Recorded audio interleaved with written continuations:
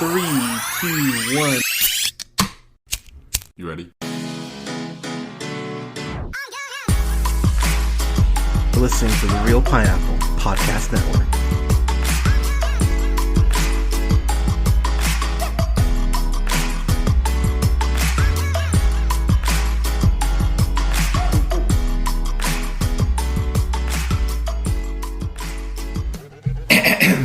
Good evening, ladies, gentlemen, theys, and gays. This is the Real Pineapple. This is your humble host, Hunter, here. Hope you're all having a great night, day, weekend, whenever you're checking this out. By the time you hear this, this will be up on MLK Jr. Day, so I hope you're having a great MLK Jr. Day. I hope you are actually observing the holiday. If you need some things to watch or some recommendations, I'd recommend One Night in Miami, When They See Us. One Night in Miami is on Amazon Prime Video. When They See Us is on Netflix. The Harder They Fall, that's on Netflix. Falcon and the Winter Soldier, that's on Disney Plus. And Let the Little Light Shine, which is a documentary that I did review and got the chance to interview Kevin Shaw for the director. You can stream that on PBS.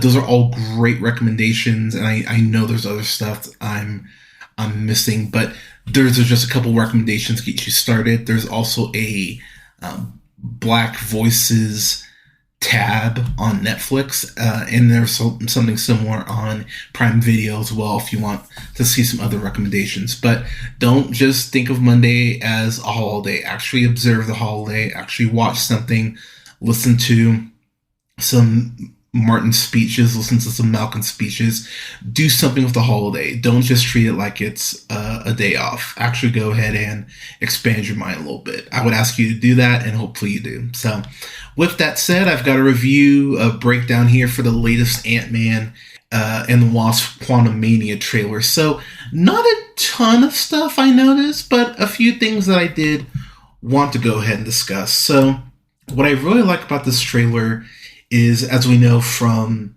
Miss Marvel and Kamala Khan talking about how Scott Lang has a podcast, Scott is very much enjoying his newfound celebrity. We see him and Hope on the red carpet at the 8-second mark, while Johnathan Majors, Kang the Conqueror's voice over, goes ahead and talks about how Scott is very interesting, how he's a father, he's an Avenger, but how he's lost a lot of time like himself. And that's where I kind of want to start, because as we learned from Loki, and by the way, since we are about a month out from Ant-Man the Wasp, I am going to have a review for Loki up the weekend of February.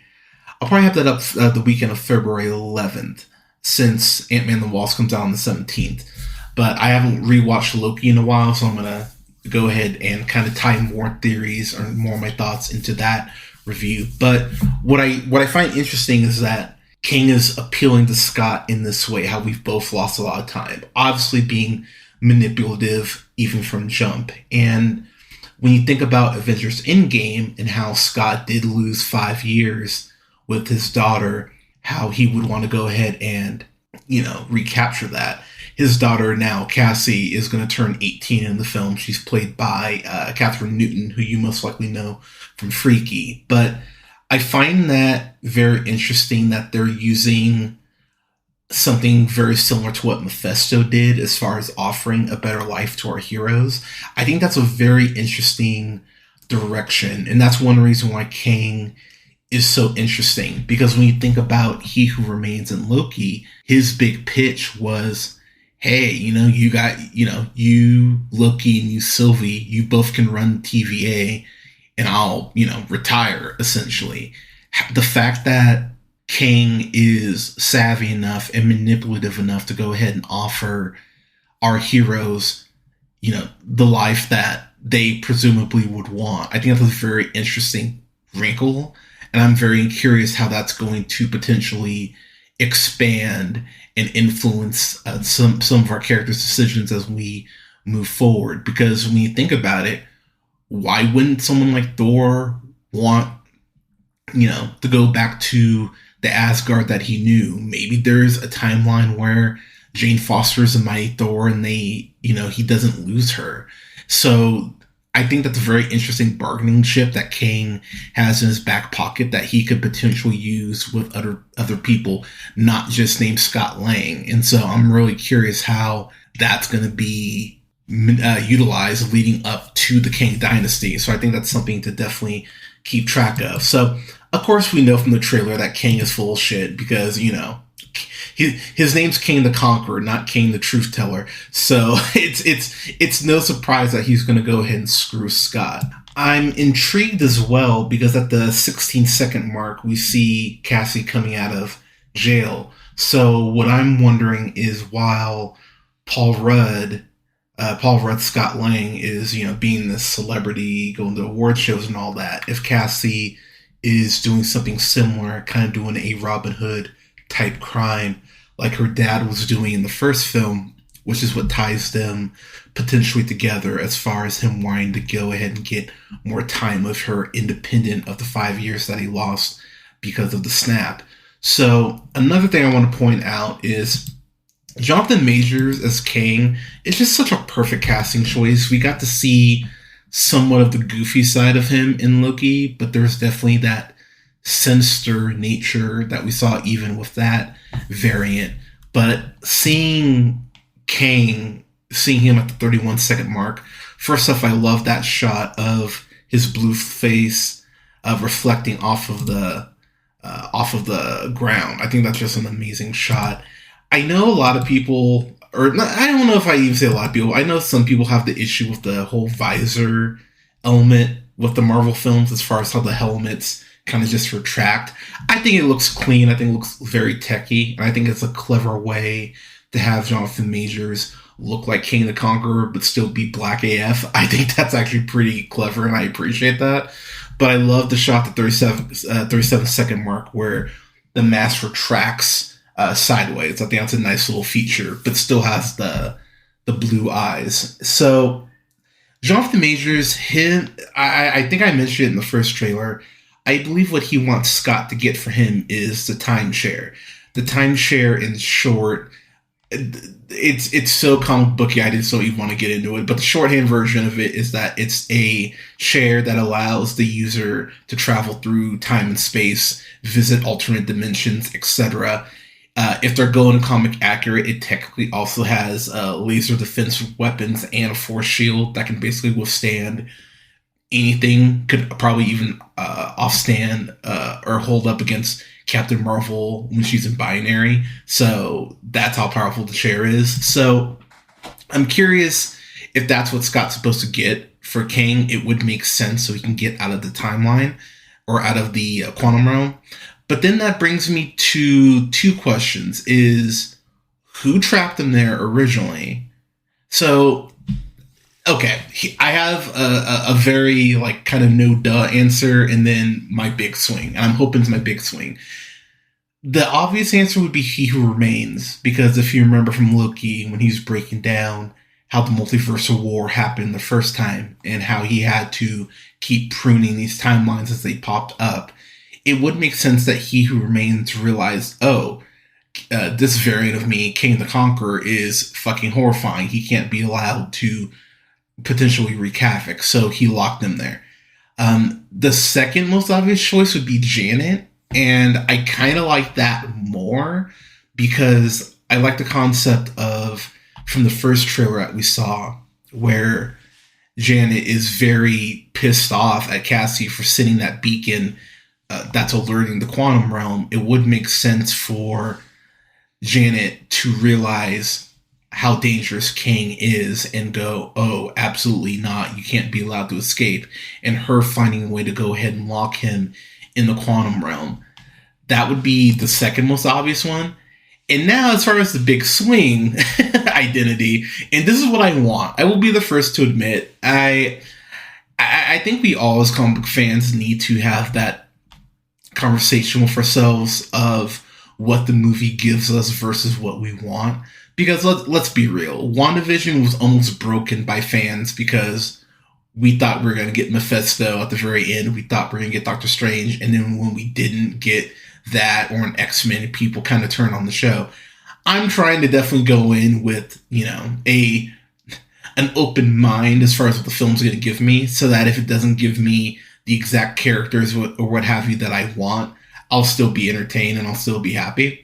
Okay, so we know that William Jackson Harper from The Good Place, we know he's in this movie in a mystery role. He's not been in any trailers, he's not been in any advertising, he hasn't been in any posters, he's been in Jack. Now, my theory is that, among other people who have brought this up, him being Reed Richards would make a ton of sense. Because when we think about the fact that Reed Richards does exist, as we know from Multiverse of Madness, and I'm only basing it off of this admittedly somewhat flimsy concept, but I'll get to why it's not flimsy in a moment. Kang the Conqueror, we know his visor and his eyes glow blue.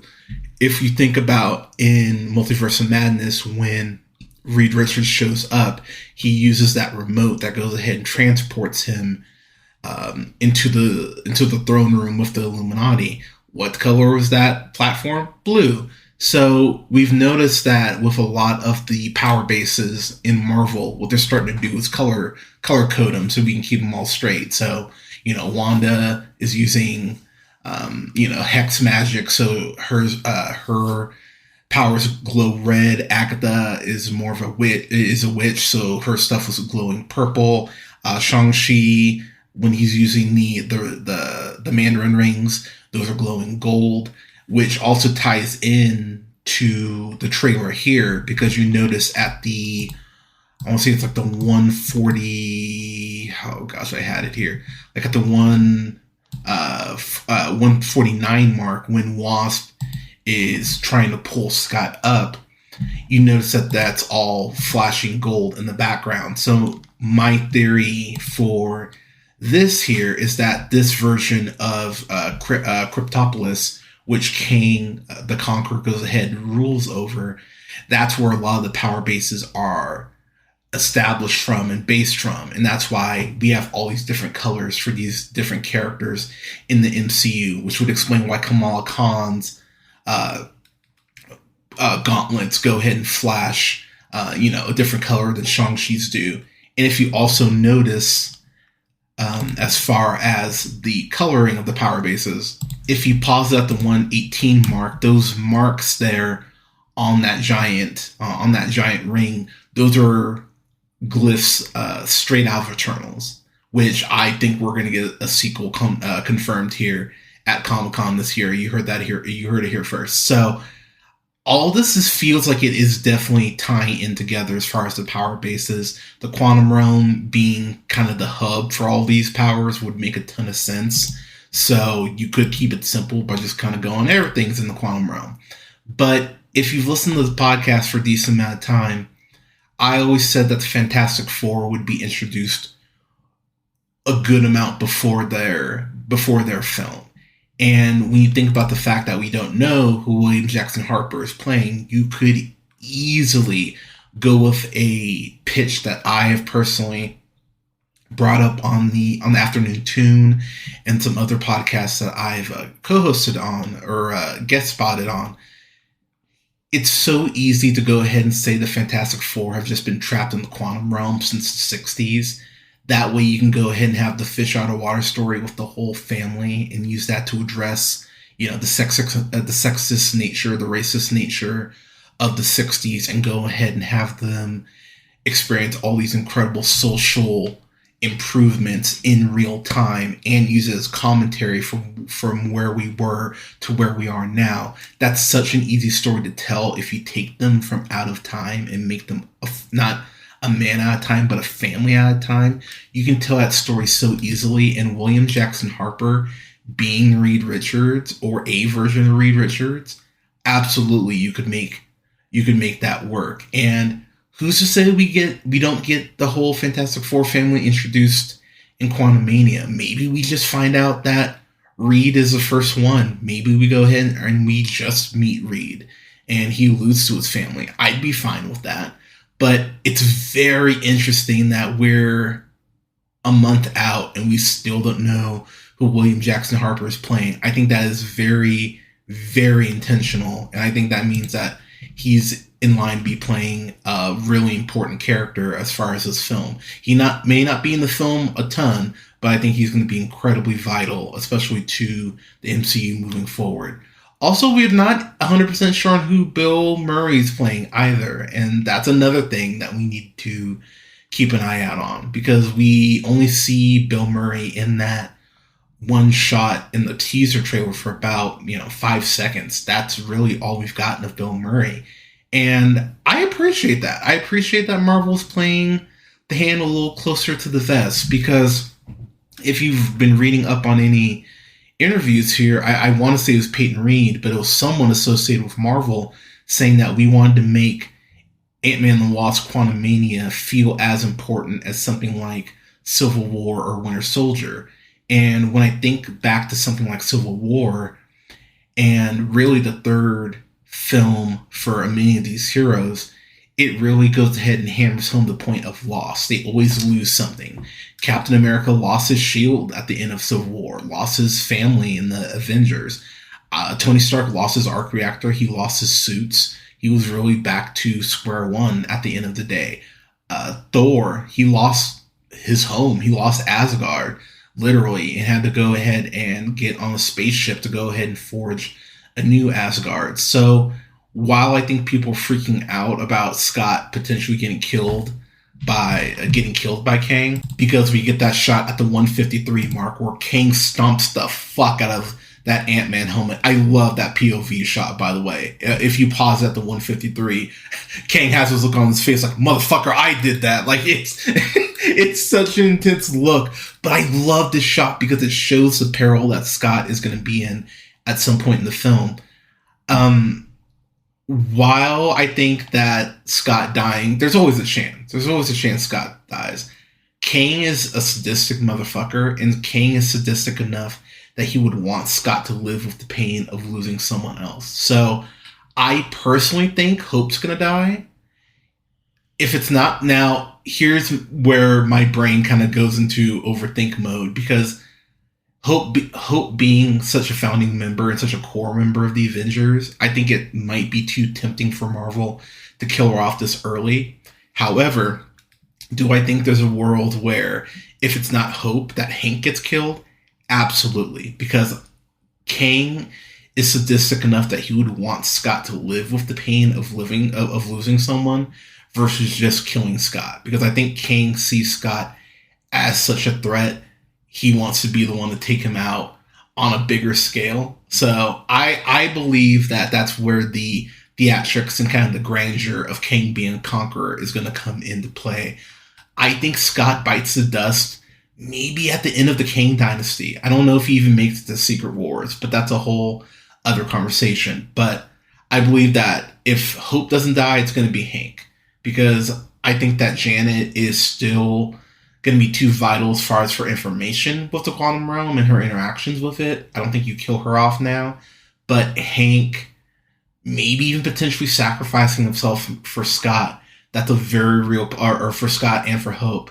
I think that's a very real possibility, and I would not be surprised if that's something that we end up getting here at some point in the film. So if that happens, you heard it here. Now, if we go to the the 56-second mark, I love this shot because if you look real close in the background there, you see Darren Cross, played by Corey Stoll in the first Ant-Man film.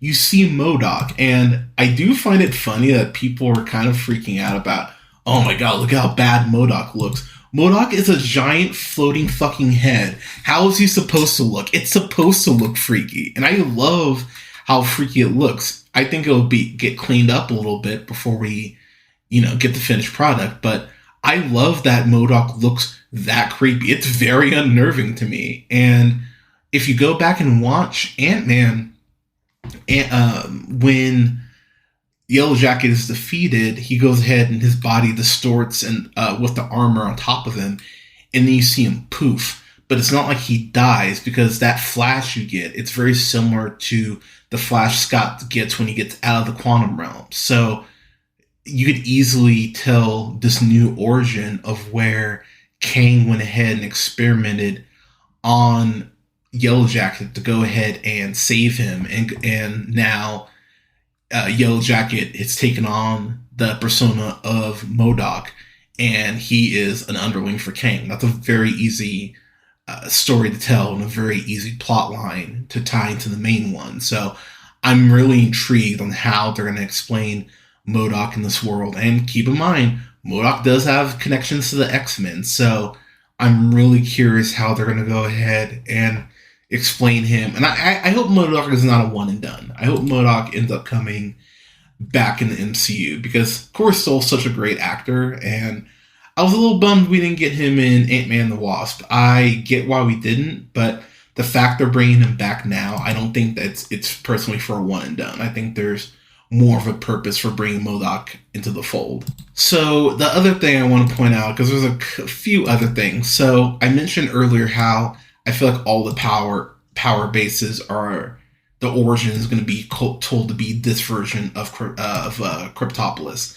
I love the shot at the 107 mark where Scott is diving down, presumably maybe to get the timeshare from this world that he's in. But it's very reminiscent, almost shot for shot, of the first Ant-Man film when he's going to go ahead and steal some shit. I love the fact that how they're mirroring that scene from the first Ant-Man. And then at the 127 mark, now here's probably my biggest swing I'm going to take. I think that these ships, just because they glow blue, these are clearly Kang's ship, and Kang clearly has, the power here. But I think just off of the designs and how the front of the ship looks, and if you look at the 127 mark, you look at this the ship that's facing from the side, you can almost make out those hieroglyphics there on the side panel. Those look kind of Wakandan. So my theory is that these plans, or these ships themselves, were straight up stolen from an alternate version of Wakanda that Kang maybe conquered because there was no Black Panther. As a matter of fact, I'm going to say that in the time during the snap, when there wouldn't have been a T'Challa or a Shuri, I think Kang went ahead and conquered Wakanda while they were weak, because they had no protector. I'm going to go ahead and call that right now. That's my biggest swing, I'm going to say, in terms of what could potentially be happening. And I mentioned it earlier, and I just wanted to close the loop on it. So from the first trailer, we know that Cassie goes ahead and creates this beacon that goes ahead and rings in the quantum realm, and goes ahead and pretty much gets Kang to go ahead and suck them into the quantum realm. So the obvious answer would be probably be Ben Foster, who's played by Lawrence Fishburne in Ant-Man the Wasp. He probably was the one who helped her create the beacon. Ghost would be another example, since Ghost was working so closely with Ben Foster. This is where my Reed Richards theory ties back in, because if there's a way that potentially she met Reed Richards, or even a variant of Reed Richards, and maybe the Baxter Institute finally comes into play, because as I've talked about, that building in Spider-Man Homecoming, that building got bought. That's no longer Stark Tower, and we still don't know what that building is. Do we finally get that loop closed and we find out it's the Baxter building? Is there a way that maybe Cassie ended up going to school there, or maybe intern there? I think the Fantastic Four are going to factor into this movie, and there's several ways you could go ahead and get that to happen. That's probably the one I think that's going to happen. I don't know why. I'm sticking with my gut. I just have this feeling that Reed Richards is going to play more of a role here than any of us realize. So the last kind of thing I'll bring up is at the minute 30 mark, we see those ships, and looks like they're invading another world. The fact that it's glowing red makes me wonder if it's, I'm not going to say Scarlet Witch is there, but I'm wondering if they're looking to take out some other magic deity or deities in existence. I find the fact that that scene is read in particular is really fascinating. I'm curious if we're going to get to learn more about how the timelines work, but outside of that, I think those are all my theories. But Ant-Man the Wasp, I believe tickets might be on sale this week, so keep an eye out at your theaters to see if tickets do go on sale this week. I'm definitely going to be keeping my eye out, but February 17th, this comes out. I will definitely have a review up for it that weekend. And as I mentioned, I will have a review up for Loki Season 1. We do know we're getting Season 2 of Loki this summer. And I would just like to point out, Fantastic Four is supposed to debut, or the film's supposed to come out in February, and we get Avengers: The Kang Dynasty that summer. So if the Fantastic Four were introduced in some way, shape, or form, this is a kind of a good time to do it 2 years out. So I'm really curious what we're going to get in this movie. I think there are quite a few surprises that we're not prepared for, but February 17th, let's find out. We'll see. But Ant-Man the Wasp Quantumania trailer. This is the second one. What did you guys see? Let me know in the comments. You can follow yours truly on the Twitter at jhunterrealpineapple. You can follow me on Instagram as well at jhunterrealpineapple. Don't forget to hit like, share, and subscribe, follow, rate the podcast. It definitely helps us out. You can find us on SoundCloud, Apple, Google Podcasts, Podbean, Stitcher, iHeartRadio, Spotify, Amazon Music, TuneUp, and Samsung Podcasts at The Real Pineapple. Don't forget to like both our pages on Facebook at The Real Pineapple and Real Pineapple Games. That's REEL Pineapple. Don't forget to follow me on Letterboxd at Black Shazam. And don't forget to follow me on TikTok at Black Shazam 775. Thank you so much for listening. We're going to have reviews up actually will be this week. It's going to be next week. Weekend of the 28th. I'm going to have my best and worst of finally up. I'm watching a few more movies just to finalize and make sure I can keep the gap closed as much as possible. And I've watched as much of the best of stuff that I'm hearing about before I do my list. Same thing with the worst of. But we'll have both reviews up for that, up weekend of the 28th. So keep an eye out for that. Going to have reviews up as well coming up for... what else? Puss in Boots: The Last Wish. More than that. Probably gonna review Plane. Probably review up for that as well, along with some other stuff, including some Oscar contenders, including The Fabelmans. What else? Armageddon Time. A review up for that. My review of Everything Everywhere All at Once is currently live, and since we're heading to Black History Month, another year of the Black Cinema Showcase. I'm not sure how many films I'm going to do. Probably do about 5 or 6 this year, but I'm going to have reviews up for The Last Black Man in San Francisco, Waves. I think I might re-review Moonlight just because I love that movie so much, but definitely have reviews up for Armageddon Time, as well as The Inspection and Waves. And I'm finally going to be reviewing HBO's Watchmen. I'm really excited to watch that. And I think I'm going to finally rewatch Malcolm X. I got the Criterion of it, and I think I need to break that bad boy open. So I think I'm going to review up as well for Malcolm X. So quite a few things come down the pipeline for Black Cinema Showcase, but I'll let you guys know as we get closer to February on that. But thank you so much for your support. Please stay safe out there. Hope you're having a great start to your new year, and we'll talk to you soon.